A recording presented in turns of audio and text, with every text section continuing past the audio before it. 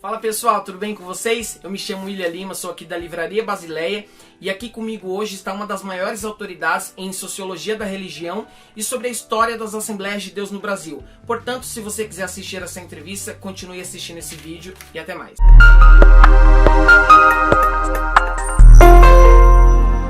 Então pessoal, aqui comigo hoje eu tenho a honra de receber uma das maiores autoridades em Sociologia da Religião do Brasil. É um cara que tem se tornado referência para muitos jovens que estudam a história das Assembleias de Deus. Não só jovens, mas pessoas de mais idade, mas que têm um interesse por conhecer um pouco mais sobre o desenvolvimento, o surgimento. E é uma pessoa que tem se tornado referência para muitos pesquisadores da área. Eu me refiro a Gedeon Alencar. Gedeon Alencar, ele é mestre em Ciências da Religião pela Universidade Metodista de São Paulo, é doutor em Ciências da Religião pela PUC São Paulo e compõe o grupo de estudos RILEP, que é a Rede Latino-Americana de Estudos Pentecostais, que é, se não um dos maiores grupos de estudos destinados a estudar o pentecostalismo na América Latina. Bom, aqui nós estamos hoje para falar sobre um dos seus mais recentes livros, que é Matriz Pentecostal Brasileira. Essa edição publicada pela editora Recriar é a segunda edição. E esse livro aqui vai compor o box Outras Histórias das Assembleias de Deus, composto, como eu já disse em outros vídeos, por 5 livros, escrito por ele, pelo Moab César, pela Marina Correia e pelo Maxwell Fajardo. Então, Gedeon, eu quero agradecer você pela presença, ou melhor, agradecer pela minha presença, porque nós viemos ao seu encontro, né? E não você foi ao nosso encontro. Então, obrigado, Gedeon. Obrigado a você. Prazer falar contigo. Legal. Gedeon, a primeira pergunta que eu já tenho aqui para te fazer de cara é: o seu livro, por muitos, ele é considerado um livro de ruptura, né? Ruptura por ele romper com a história oficial, a história tradicional das Assembleias de Deus. Inclusive, quem faz o prefácio do seu livro, que é o Edinho, ele cita isso, né, que um livro instigante é um livro de ruptura, que aqueles que procuram uma história oficial, uma história com mito fundante, não vai encontrar isso aqui, né? Então eu queria entender por que seu livro ele tem essa adjetivação, por que ele ganha essa reputação de que ele é um livro que tem uma ruptura com a história oficial. Eu não sei se eu gosto muito dessa adjetivação de ruptura, porque dá uma ideia assim de uma contradição, mas não necessariamente assim. Bom, as Assembleias de Deus, como a Igreja Católica, como a Igreja Presbiteriana, como qualquer outra instituição, tem uma história oficial.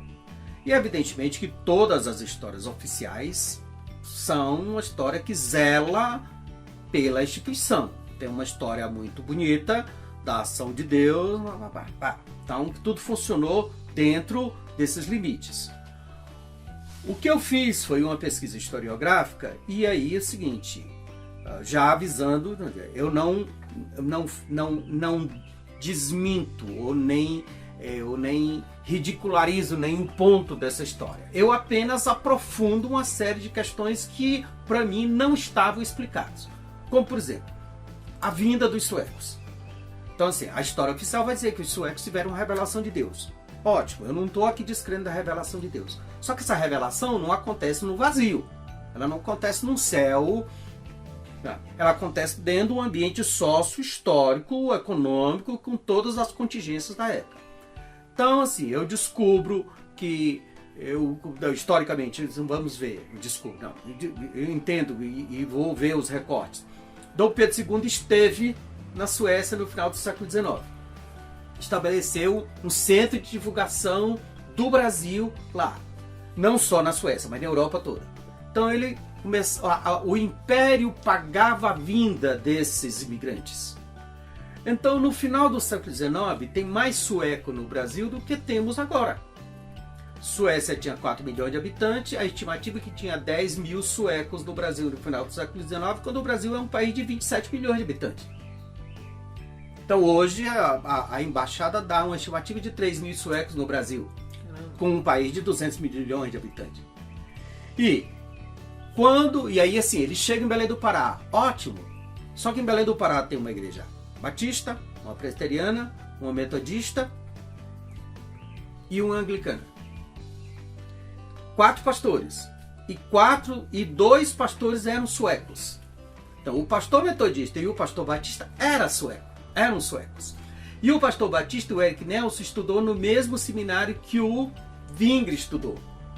E basta prestar atenção na biografia do Berg e do Zwingli, que ambos dizem que conheciam o Erik Nelson e o outro pastor metodista, que eu esqueci o nome, nos Estados Unidos. Então, eles se conheceram nos Estados Unidos.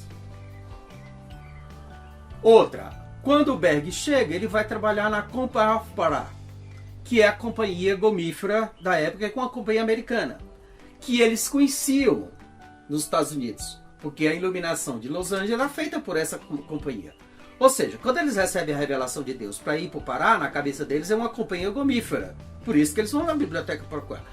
E o próprio Zwingli e os crentes em Belém do Pará comentam que existia o discurso que ele ia substituir o Erik Nelson, que tinha voltado para os Estados Unidos, porque a mulher dele não gostava da ideia, porque alguns anos anteriores já tinha havido um surto pentecostal nessa igreja de Belém do Pará. Alguns anos antes? Sim. E aí a mulher dele não aceitou, foi embora e ele foi atrás da mulher e não voltou. Ou seja, eles não se falaram a respeito de Belém do Pará?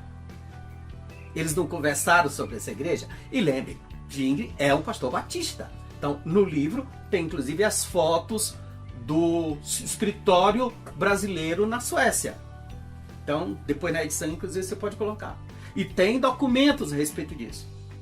Outra, no mestrado eu tinha levantado a hipótese de que Zwingli e Frida foram influenciados por Macpherson.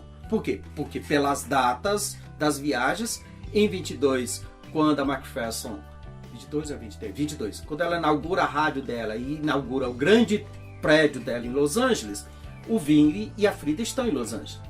Mas era uma hipótese que eu tirei por causa das datas. Depois eu encontro documentos em que Zwingli e Frida agradecem a Macpherson pelo apoio, inclusive financeiro, que eles estão dando no Brasil. Ou seja, eu fui vendo uma série de questões históricas que não fechava. Que vão fechar e que vão... Daí o seguinte, o que eu faço? Eu faço uma historiografia em cima de documentos. E aqui, assim, não é a questão de juízo de valor, eu acho que... Não. Você vai encontrando uma série de datas. E, por exemplo, uma outra coisa que eu acho que é original do meu trabalho, quando eu coloco da questão do que eu chamo de getulismo assembleano. Os suecos são de origem batista. Visceralmente batistas no sentido da autonomia da congregação local. É tanto que, por exemplo, por que eles são contra a convenção?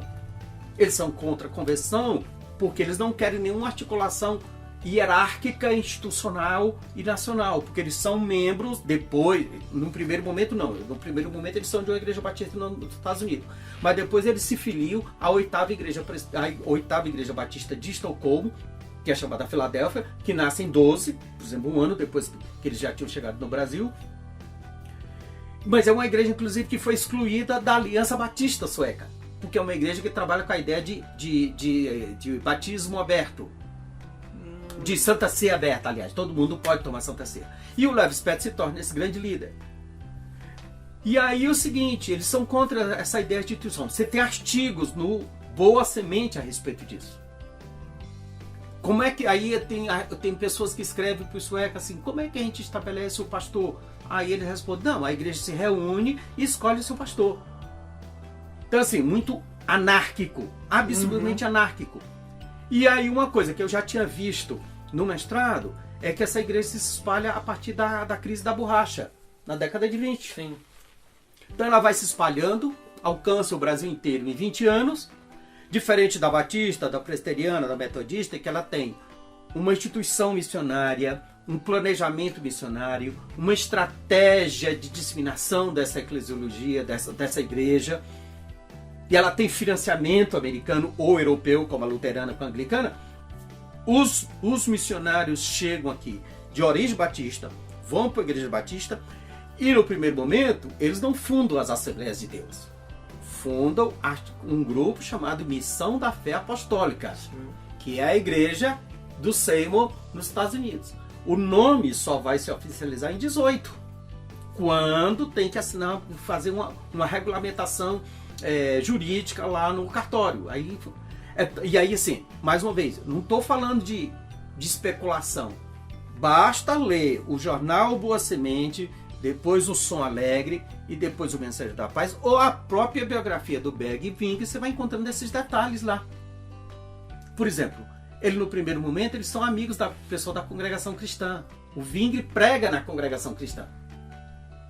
Ele conta isso na biografia dele. É só prestar atenção, tá lá os documentos. Então, na medida que eu fui lendo e relendo esses documentos, eu fui entendendo uma série de coisas que tinham passado desapercebido. E aí o getulismo assembleano, a partir da década de 30, dá a ideia de uma centralização das capitais, e o pastor da capital começa a se chamar igreja sede e pastor presidente. A expressão pastor presidente que a Marina resgata no trabalho dela é final da década de 40. Então, a ideia, um pouco de ingenuidade do sueco, porque assim, eles estão acostumados na Suécia que as igrejas vão se formando e eles vão tendo uma relação meramente fraterna. E eles acham que aqui no Brasil podiam manter essa relação fraterna. Eles mesmos não tinham ideia da dimensão continental do país no primeiro momento e, sobretudo, não tinham a ideia de que essa igreja explodiria e alcançaria o país inteiro e se tornaria a maior igreja pentecostal do Brasil. Certo. Então, essa entre aspas, essa adjetivação, na verdade, ela não é uma ruptura com a história oficial, ela é um aprofundamento da história oficial. Eu prefiro pensar assim. E assim, e aí, uma série de coisas que aconteceram, por exemplo, assim, teve até uma vez que um jornalista escreveu um artigo no Mensageiro da Paz me criticando, quer dizer, sem dizer meu nome, me criticando, dizendo assim, tem tido cientista social dizendo que a igreja cresceu por causa da crise da borracha, a igreja... E um pastor disse uma vez para mim, que história é essa, menino? A igreja cresceu pela ação do Espírito Santo? Eu não estou dizendo que não foi ação do Espírito Santo. Estou dizendo, por exemplo, a igreja no Atos dos Apóstolos também cresceu. Por que cresceu? Por causa da perseguição em Jerusalém, e aí o pessoal teve que se espalhar.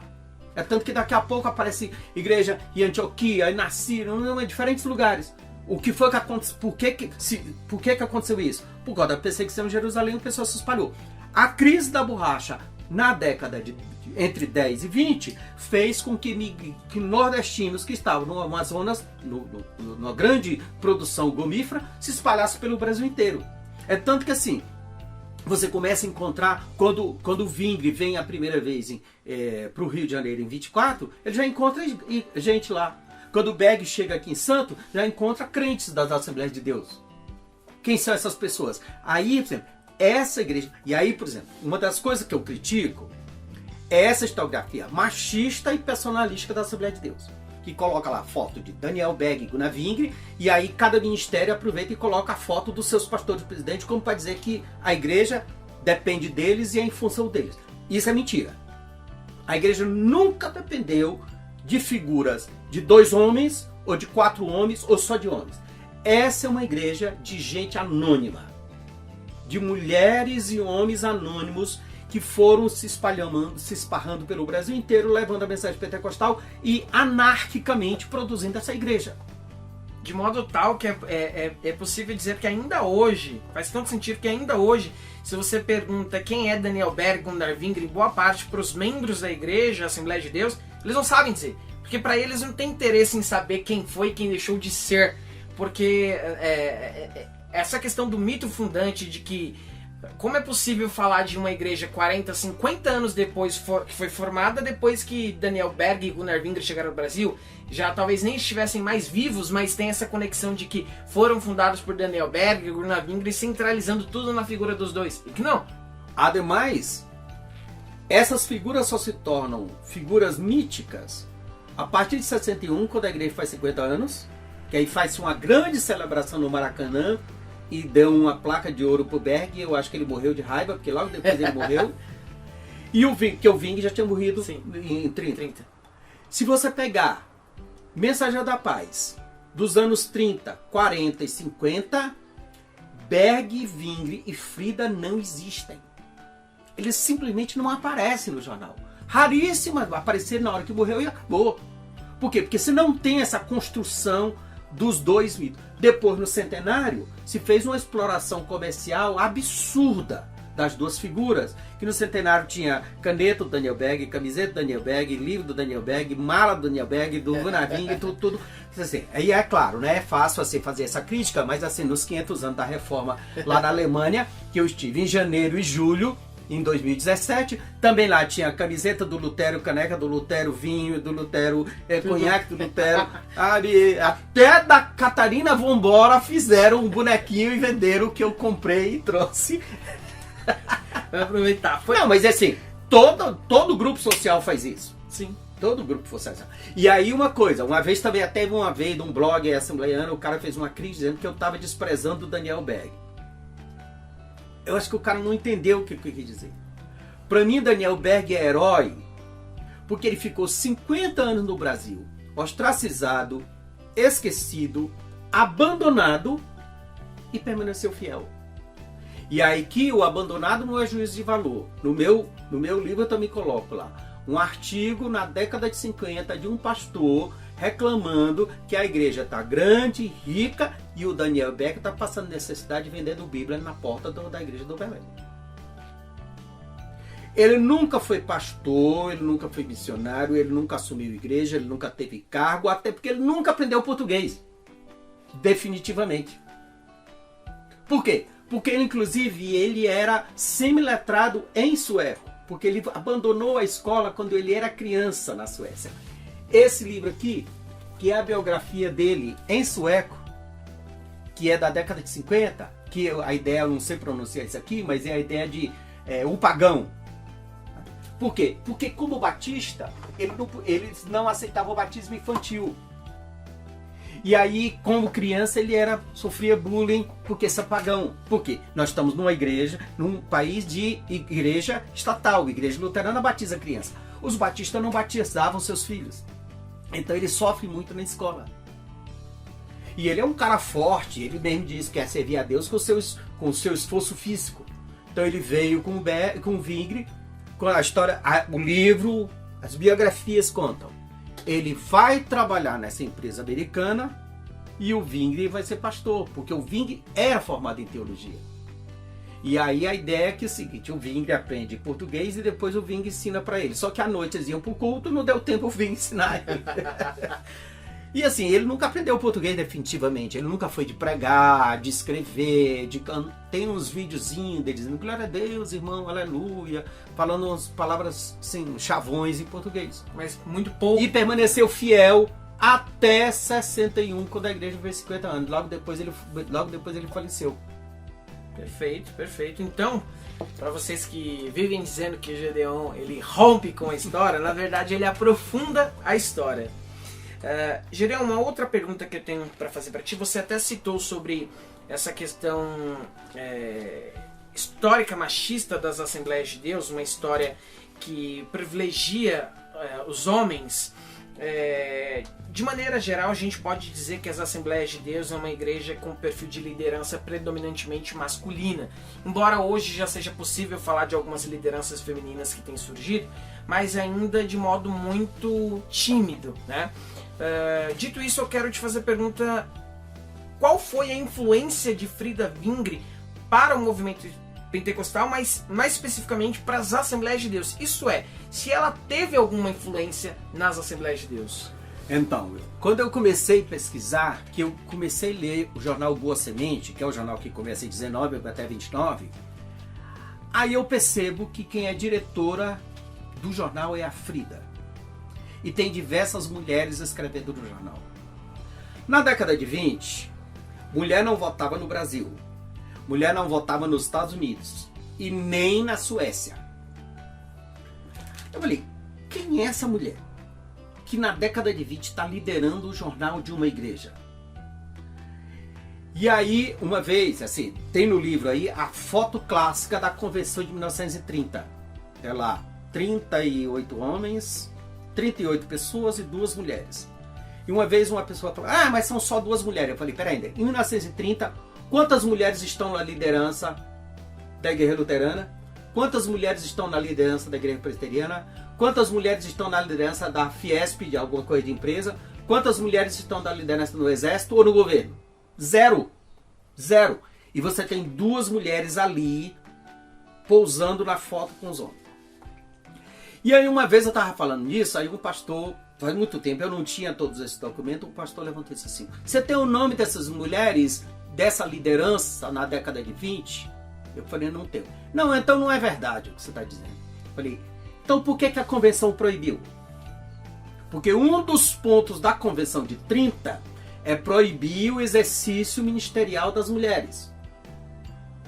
Se não existisse mulher no exercício, não precisava a convenção proibir. Depois eu descubro, você tem mulheres solteiras dirigindo igreja na década de 20. E cá entre nós, quem dirige as Assembleias de Deus é Dona Frida. Sim, eu sou do que acredito nisso. Aí eu descubro que ela, com 27 anos, formada em... tem um curso de enfermagem, tem um curso de Bíblia, ela é enviada oficialmente, tem uma documentação aqui dos livros em sueco, onde ela é enviada oficialmente. Aqui é essa foto, aqui, ó, essa foto da Convenção de 30. Onde ela é enviada oficialmente como professora de Bíblia. Ela, em 1917, pega o navio na Suécia, vai para os Estados Unidos vem para Belém do Pará. Uma jovem com 27 anos, em 1917, solteira, sozinha. Você imaginou o que é isso? Hoje, uma jovem solteira pegar um navio, um avião, ir para a Europa, não sei o que, a gente ainda acha muito. Imagina 1917, em plena guerra. Sim. Eu falei, quem é essa mulher? E aí eu começo a estudar sobre ela e vejo assim, você pegar mais uma vez, voltando para a biografia do Zwingli. Quem não acredita muito na história, basta ler a biografia do Zwingli. O Zwingli diz assim, tem um determinado momento que ele diz assim, a igreja está sendo dirigida, está muito bem sendo dirigida pela irmã Frida e os demais obreiros. O Zwingli é um homem doente desde a infância. Tem problema de uma saúde frágil desde a infância. É tanto que ele vai trabalhar como jardineiro com o pai dele. E aí ele conta em diferentes momentos. Ele tem crise de malária, ele tem crise de malária. Tem momento que ele fica 4 meses de cama. Quem é que dirige a igreja? A Frida. Tanto em Belém do Pará quanto no Rio de Janeiro. É tanto que lá no Boa Semente tem lá um artigo, às vezes assim, avisamos, ela é a diretora do jornal, avisamos as Assembleias de Deus que o presbítero tal foi excluído da igreja. Rio de Janeiro, assinado Frida Zwingli. E aí qual é o problema? A macharada brasileira e a macharada sueca não aceita ser liderado por uma mulher brilhante como era Frida. Ela escreve jornal, ela toca, ela canta, ela redige artigo, ela traduz artigo, ela produz poesia, ela faz culto na penitenciária, ela faz culto nas praças e ela faz culto na igreja e prega e disciplina e coordena tudo. E aí a Convenção de 30 dá um golpe nela, articulado pelo Samuel Nystrom, que se formou no mesmo seminário, no mesmo ano, e não tem o brilhantismo que ela tem. Eles vão embora em 32. No início de 33, Zwingli morre de tristeza. Ela fica mais alguns anos, tenta voltar 2 vezes, a igreja não permite. Quando ela decide voltar por conta própria, pega os filhos e entra num trem, vem um grupo da igreja, toma os filhos dela, levam ela para um hospital psiquiátrico de forma compulsória e ela morre louca. Qual mulher não enlouqueceria numa circunstância dessa? Aí diz assim, de onde é que você tira essa história? Eu tenho o laudo psiquiátrico do hospital onde ela ficou. E tem todos os documentos a respeito disso. E aí eu preciso sempre fazer a memória aqui e o mérito de que quando eu estava pesquisando, quando eu cheguei no mestrado, eu fui na Embaixada da Suécia em Brasília, eu fui no consulado, eu perturbei querendo documento, não deu tempo, o mestrado passa muito rápido. Quando eu voltei para o doutorado, voltei de novo, liguei para a embaixada, liguei para o consulado, fui no consulado, fui atrás de sueco. E aí um dia um juiz da Suécia veio fazer um trabalho em Brasília e a mulher dele é jornalista, Kajsa Norell. Aí ela lá em Brasília, conversando com algumas pessoas lá na embaixada, descobriu que a maior igreja pentecostal no Brasil era de origem sueca. Ela falou, como assim? Pentecostal ali na Suécia é insignificante? E aí começou a conversar, ela é jornalista, muito... Aí alguém falou, tem um cara aqui que tá enchendo o saco da gente, procurando isso, me deram, passaram para ela meu nome e meu número, e ela me ligou, aí ela veio a São Paulo, nós conversamos, eu estava começando do doutorado, eu mostrei tudo que eu tinha, os livros, expliquei para ela, ela estava escrevendo um livro, pena que esse livro não está aqui para eu lhe mostrar, porque recentemente um funcionário do consulado sueco aqui, o Davi, que é jornalista, está escrevendo um material sobre isso e veio aqui em casa pegar esse livro emprestado, porque ele não tem esse livro, que é um livro original em sueco. E aí ela voltou para a Suécia e ela me passou um e-mail e disse, Gedeon, me manda teu endereço postal que eu vou mandar um material para ti. Cara, ela me mandou 7 DVDs com milhares, e aqui não é força de expressão, com milhares de coisas. Eu quase dei um troço na hora que eu vi esses DVDs. Eu fiz cópia, tem lá todas as cópias do Boa Semente, que ela escaneou lá, e tem diversas cartas que os suecos trocaram, inclusive essa carta que a Frida e o Vingre tocou com a Macpherson. Cartas do Samuel Nistro reclamando da Frida, carta do Levis Petro, então todos esses documentos que ela conseguiu com os familiares lá, que ela escaneou para o livro dela, ela mandou cópia para mim, fora centenas, eu tenho mais de centenas de livros em sueco sobre essa tradição. Pena que em algum momento eu gastei um bom dinheiro na época para traduzir as cartas, muitas cartas não serviram, cartas não serviram para a minha pesquisa, uma carta muito específica, mas o que serviu está lá na documentação e tudo. Ou seja, eu estou trabalhando com documento histórico, original, que nunca ninguém tinha tido acesso até então. Que legal. Então foi uma influência, assim, eu como havia dito, sou daqueles que acreditam exatamente nisso, que você citou até inclusive que dizem que você fez uma injustiça com a figura do Daniel Berg. Eu não diria você, acho que a história fez isso com ele, né? Porque deram-se uma ênfase mínima para o Daniel Berg. Inclusive acho que em termos de influência, a Frida ela tem mais influência que o próprio Berg. Absolutamente. Muito mais, até porque, como você mesmo citou, o Berg não pregava, não tinha ofícios dentro da igreja em que dava certa exposição, e a Frida já tinha. Então isso dava um certo reconhecimento, né? Para mim ele é herói porque ele ficou 50 anos abandonado e permaneceu fiel. Pronto. Perfeito. Gedeon, terceira e última pergunta é, normalmente se leem a história das Assembleias de Deus em recortes, né?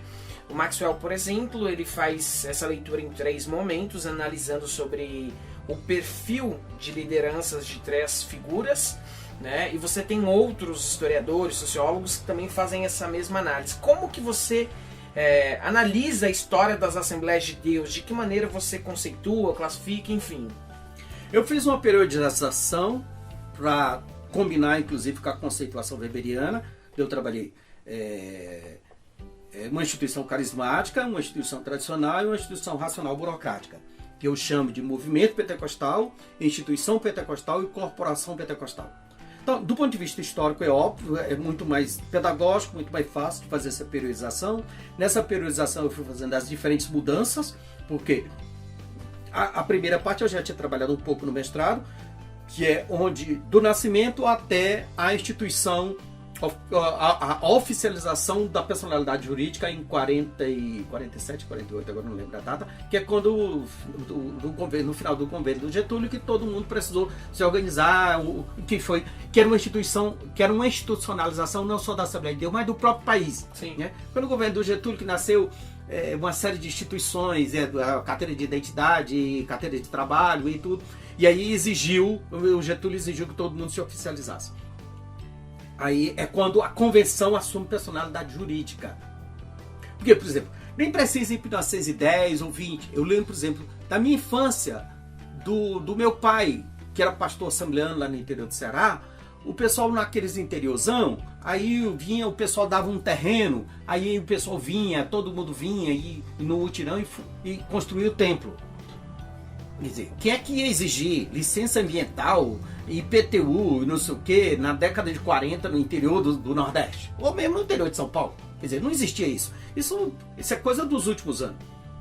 Entre 40 até 88, você tem, teoricamente, uma igreja única, né? Uma instituição única. 88 você teve o Grande Racha, a oficialização do Grande Racha, conquanto esses rachas convencionais, eles vêm desde os primeiros anos, desde as primeiras décadas. Em 88 se oficializa, né?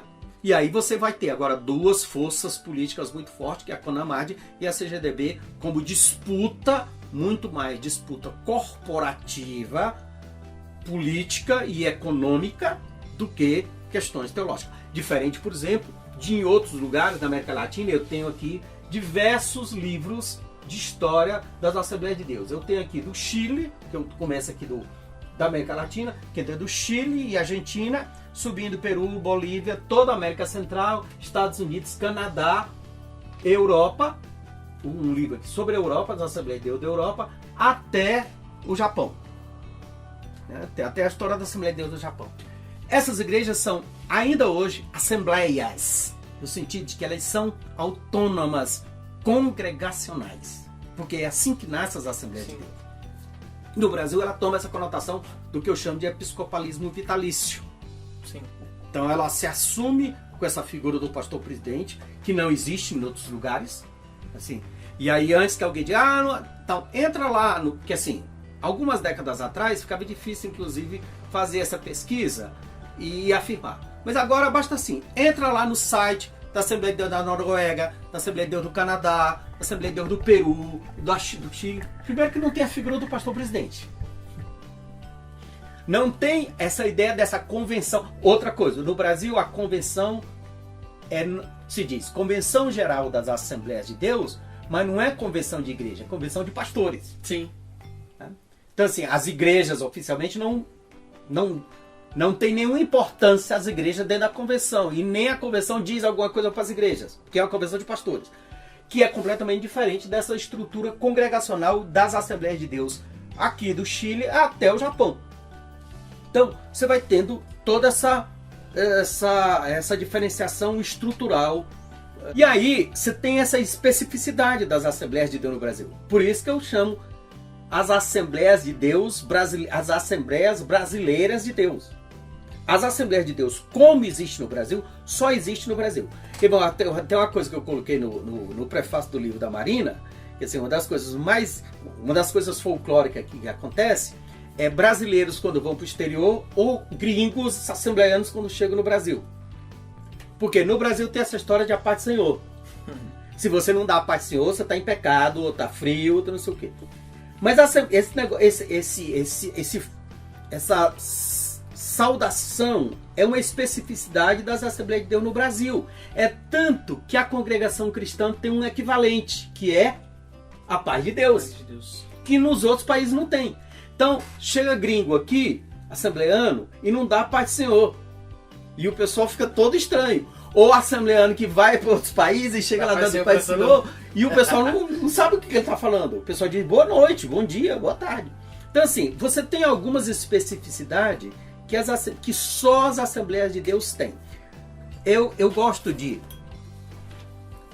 sem nenhuma modéstia, eu gosto muito de um parágrafo que eu fiz de abertura. Eu acho que que vale a pena a gente frisar aqui. As Assembleias de Deus no Brasil são brasileiras. Como o Brasil é moderna, mas conservadora, presente, mas invisível, imensa, mas insignificante, única, mas diversificada, plural, mas sectária, rica, mas injusta, passiva, mais festiva, feminina, mais machista, urbana, mais periférica, mística, mais secular, carismática, mais racionalizada, fenomenológica, mais burocrática, comunitária, mais hierarquizada, grande, mais fracionada, barulhenta, mais calada, presente, mais invisível, omissa, mais vibrante, sofredora, mais feliz. É brasileira. E aí quando eu brinco, assim, a Assembleia de Deus é a cara do Brasil. E é a igreja mais brasileira que existe. Com todos os benefícios e malefícios desse país. Grande, imensa, mas não tem, nunca teve uma padrão. A única padronização que as Assembleias de Deus teve, que não tem mais, eram os hinos da harpa, que todo mundo cantava os hinos da harpa iguais, e as revistas de escola dominical. Hoje, nem isso mais tem. E eu não estou dizendo isso aqui como certo ou errado, que a congregação cristã mantém. Sim. Por quê? Se você mantém as mesmas músicas, no mesmo tom, no mesmo estilo, e a congregação mantém até hoje isso, a questão da orquestra, música produz identidade. Sim. Você lembra aquela música quando eu nasci, aquela música quando eu casei, aquela música quando aconteceu o acidente, aquela música do meu casamento, aquela música do meu aniversário. Música produz identidade. E se todo mundo ouve as mesmas músicas do mesmo jeito, por isso que eu brinco entre a homogeneidade da irmandade, da congregação cristã, e o pluralismo assembleiano dos irmãos. A Assembleia de Deus se tornou uma igreja, a maior igreja do Brasil, mas ela é absolutamente diversificada. Um exemplo mais prático. Teve igreja, e tem ainda igreja, que não tinha presbítero, nunca aceitou o nome presbítero, porque presbítero para ela é o próprio pastor. E tinha igreja que aceitava presbítero. Tinha igreja que celebrava Santa Ceia em cálice único, e tinha igreja que celebrava um cálice individualizado. Então assim, você vai tendo essa diversidade. Por quê? Porque os suecos vêm de uma tradição anárquica de que eles não precisam ter esse modelo.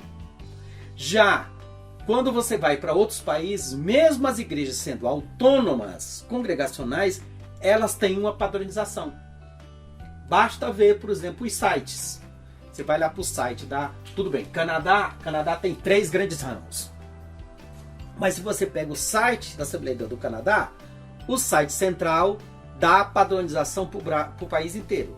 Ou no próprio Estados Unidos. Ou aqui no Chile, que é uma Assembleia de Deus pequeníssima. Ou em outro país da América Latina. Por exemplo, na América Central. Costa Rica, que é pequena. Então assim, você tem um site único e uma igreja única. Mas assim, no Brasil, o que são as Assembleias de Deus? Você tem milhares de Assembleias de Deus, as mais distintas possível. Que é a tese do Maxwell, do que ele fala do esgarçamento dos ministérios. Uhum. Então, neste exato momento em que a igreja ela sofre uma institucionalização, até por conta desse processo de regularização que o próprio Getúlio Vargas determinou que todo órgão de imprensa estivesse uma regularização para que pudesse ser identificado quem era o jornal que estava sendo produzido e tal. Quando acontece essa institucionalização, acontece também o fracionamento das assembleias, ou podemos dizer que ela já começa antes? Porque você tem, por exemplo, o Paulo Leivas Macalão, já na ruptura ali com Wingre, ele começa a ir para as igrejas da periferia, né, as igrejas de Madureira, mas só que você não tem uma ruptura ainda institucional, né, que só vai acontecer lá na década de 80, 90 e tudo mais. Mas em termos de poder, administração, ela acontece aí por volta de 30, 40, até para retomar esse fracionamento de um modelo mais carismático, depois você passa para um outro modelo. Tá? Em que momento que isso acontece? Eu diria que não tem um momento específico. Porque, assim, voltando aqui, diferente das igrejas batistas, presbiterianas, metodistas, luteranas ou de outra, ela já vem com o modelo pronto dos Estados Unidos, ela vem com o modelo pronto da Europa. Né? A luterana vem com o modelo e ela continua sendo financiada por essa sede extraordinária, essa sede estrangeira. As Assembleias de Deus e os suecos vêm pela revelação de forma altruísta, eles dois, brilhante, maravilhoso. Eles chegam na igreja batista, são expulsos, fundam a missão da fé apostólica. Essa igreja começa, por exemplo, depois de Belém do Pará, o primeiro grupo é no Ceará, que é a Irmã Maria. A Irmã Maria sai lá de Belém do Pará e vai no Ceará e prega o evangelho. E daqui a pouco a igreja surge. Daqui a pouco começam a surgir igrejas, exatamente por causa da questão da migração, da crise da borracha, O Boris Fausto diz que entre 15 e 20, 200 mil seringueiros saem da região amazônica e se espalham pelo Brasil. Então, essa igreja vai nascendo de forma absolutamente autônoma e anárquica. Aqui, anárquica no sentido técnico da palavra. Então, assim, quem é que tem o controle disso? Ninguém. E os próprios suecos não querem ter esse controle. E aí você pega o seguinte, no jornal Boa Semente, de 28 e 29, você tem uma briga, porque tem alguns brasileiros dizendo que querem formar uma convenção e os suecos escrevendo artigo contra a ideia de uma convenção. Porque eles não querem ter uma organização nacional. Por quê? Porque essa igreja não tem dinheiro, essa igreja não tem editora, essa igreja não tem poder. É uma igreja muito pobre, pequena. E na medida que ela vai se espalhando, ela vai se autonomizando. No Rio de Janeiro você tem uma coisa mais específica, e aí é uma coisa de um jovem que é consagrado também em 30, e aliás um detalhe, Cícero Canudo, Paulo Macalão e todos os demais que foram consagrados nas primeiras décadas, 1930, eram solteiros. Ou seja, jovens e solteiros que são consagrados pastores. Depois, os velhos não permitem mais que jovens solteiros sejam consagrados pastor. Mas o próprio Macalão é consagrado, o Cícero Canudo é consagrado solteiro e o Paulo Macalão é consagrado solteiro. No Rio, ele diz que não quer ficar lá em Madureira, ele não quer ficar em São Cristóvão, ele vai para Madureira e vai abrindo congregação. E o Ving não tem nenhuma preocupação de proibir. Porque para ele não tem essa ideia. Ninguém está preocupado com essa história de querer juntar todo mundo para a sede. Até porque não tem esse negócio de vir o dinheiro para a sede. Ou seja, a ênfase é evangelização, a ênfase é escatológica, porque nós estamos vivendo um período das guerras. Sim. Né? Então assim, Jesus vai... Não é que Jesus está perto de voltar. Jesus vai voltar agora. Cara, basta você ler assim, os jornais, não só os jornais evangélicos, mas os jornais seculares começam a dizer na década de 30. Tem uma figura na Europa, um líder político, que se articulou, que é muito forte, que é grande inimigo dos judeus. Ou seja, o anticristo já se manifestou. Eles não sabiam quantos anticristos depois iam se manifestar bem piores do que... Não, bom, fecha esse parênteses aqui. Então assim, você tem uma ênfase escatológica muito grande, você tem uma ênfase evangelística muito grande, e você não tem a preocupação do poder, porque você não tem cargo, você não tem título, você não tem dinheiro, você não tem carro, você não tem grandes prédios. É mais ou menos, mesmo meu pai que começou o ministério dele em 1940, eu lembro hoje, depois de adulto, e meu pai morreu quando eu estava completando 18 anos, eu não tinha, na época que ele faleceu, eu não tinha essa percepção ainda do mundo, das estruturas do poder, mas assim, eu lembro do meu pai com os demais pastores fazendo os cultos e indo todo mundo não sei para onde e tá, era um negócio assim um pouco romântico e até piegas mesmo do negócio, porque não tinha, eles não brigavam, porque não tinha por que brigar. Né? Não tinha político, não tinha dinheiro, não tinha grandes prédios, não tinha poder. Pelo contrário, eles eram perseguidos pela Igreja Católica. Meu pai apanhou, levou uns tabefes de um padre em 1940, quando levou um crente lá no cemitério de Pacajus. O padre não deixou, não queria deixar enterrar o crente, porque não pode enterrar um herege no Campo Santo. Eles ficaram o dia todo lá e veio o delegado e tudo. Aí no final do dia o padre liberou, cansou e eles tiveram que cavar um buraco e colocar o irmão lá. Então assim, era uma vida de muita pobreza. Papai fala do Orlando Boia. Eu lembro do papai, eu era adolescente, o papai lá com a enciclopédia, os livros do Orlando Boia, que o Boia tinha mandado para ele de presente. Porque o Boia morou na minha casa, na casa do meu pai em 1940, quando ele morou no Ceará. E depois, quando ele voltou para os Estados Unidos, depois ele voltou para o IBAD, aqui em Pindamonhangaba, e começou a produzir aqueles livros, ele mandava os livros de presente, porque sabia que os pastores não tinham dinheiro para comprar. E eu lembro uma vez de uma caixa, que chegou uma caixa com os livros, e o papai mostrando lá para os irmãos, que tinha mandado o pastor Orlando Boia. E aí eu lembro do papai dizer que ele gostava muito de comer caranguejo com pirão de farinha. Era uma vida muito simples, muito É diferente hoje. Você tem megas estruturas com muito dinheiro, uma mega editora com muito poder e cargos. Só na mesa diretora são 5 vice-presidentes. Cara, esse pessoal faz reunião e reunião e reunião com muito dinheiro e com todo mundo ganha passagem de avião, hotel. Quer dizer, eu não estou aqui debochando dizendo que está errado. É a realidade hoje. Meu pai andava a pé ou de cavalo. Ele andava a pé e de cavalo em 1940, porque eu lembro de meu pai uma vez falando da Santa Ceia, que eles celebravam Santa Ceia com garapa de cana e tapioca. E eu lembro que a gente uma vez brincou, pai, isso mas não é pé. Ele falou, mas não tinha outra coisa em 1940. Aí ele falou, agora não, a gente celebra, foi num culto de Santa Ceia, agora a gente celebra com pão, messejana, na década de 70, eu era adolescente. Agora a gente tem pão e suco de uva, mas em 1940 no interior do Ceará não tinha pão nem suco de uva, então a gente fez Santa Ceia com garapa de cana e tapioca. Quer dizer, é outra realidade. Sim, perfeito, perfeito.